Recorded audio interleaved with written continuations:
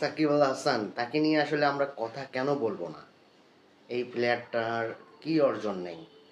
গতকাল Caribbean premier লিগে তার এক ম্যাচে 3টা উইকেট এবং 18 বলে 25 রান, এবং সে ক্যারিয়ার এই সময় এসেও এক একটি ম্যাচে ম্যান অফ দ্য ম্যাচ হয়ে দলকে জয়ের বন্দরে পৌঁছাই দিচ্ছে। মানে একটা প্লেয়ার পারফর্ম করলে তার টিম জিতে যায়। সাকিব আল হাসান যেদিন পারফর্ম করবে সেদিন তো তার দল অবশ্যই অবশ্যই জিতে যায়। যাক, বিষয় যেটা হলো যে সাকিব আল হাসান আহ, তিনি এমন একজন প্লেয়ার, তিনি যদি পারফর্ম করে তাহলে ওই ম্যাচ তার টিমটা জিতে যায়, সেটা যে টিমেই হোক। গতকাল সিপিএলের যে ম্যাচটা হয়েছে অ্যান্টিগুয়া অ্যান্ড বারবুডা এবং স্টেকিট নেভেল প্যাট্রিয়টস, এই দুটা টিমের মধ্যে, এই ম্যাচে সাকিব আল হাসান 2 ওভার করেছে, 3টা উইকেট পেয়েছে এবং 18 বলে 25 রান করেছে। যাই হোক, এর আগে এই সিপিএল নিয়ে অনেক কথা হয়েছিল। সিপিএলে সাকিব আল হাসানকে ইমাদ ওয়াসিম প্রত্যেকটা ম্যাচে 1 ওভার করে বল করাইছে, কারণ সাকিব আল হাসানের মতন একজন পারফেক্ট বলারকে সে একটা ওভার দিচ্ছে, একটা ম্যাচে 1 ওভারের বেশি দিচ্ছে না।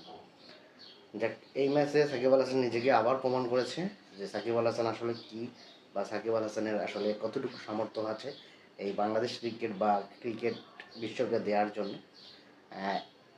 কেরিয়ারের এই পর্যায়ে এসে সাকিব আল হাসান এখনও এক একটি ম্যাচে পারফর্ম করে সে তার ম্যান অফ দ্য ম্যাচ হওয়ার মতন পারফরমেন্স করছে, এটা অনেক বড় বিষয়। যাই হোক, সাকিব আল হাসান সবসময় ভালো খেলে।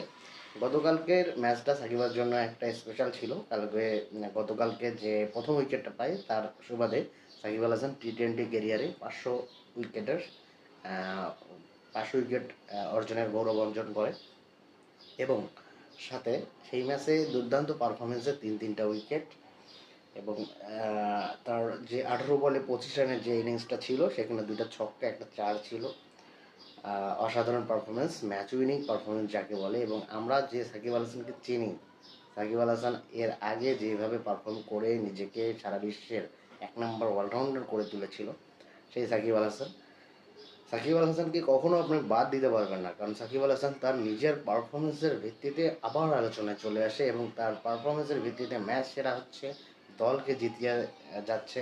এভাবেই তার কেরিয়ারটা। আমরা চাই সাকিব আরও সুন্দর এবং ভালো ভালো ইনিংস এবং ভালো ভালো ম্যাচ উপহার দিক। আমরা সাকিবের যারা ভক্তরা রয়েছি, সাকিব আল হাসানের জন্য অবশ্যই শুভকামনা। সাকিব আল হাসান যে এভাবে পারফরমেন্স করছে, এটা অনেক বড় পাওয়া।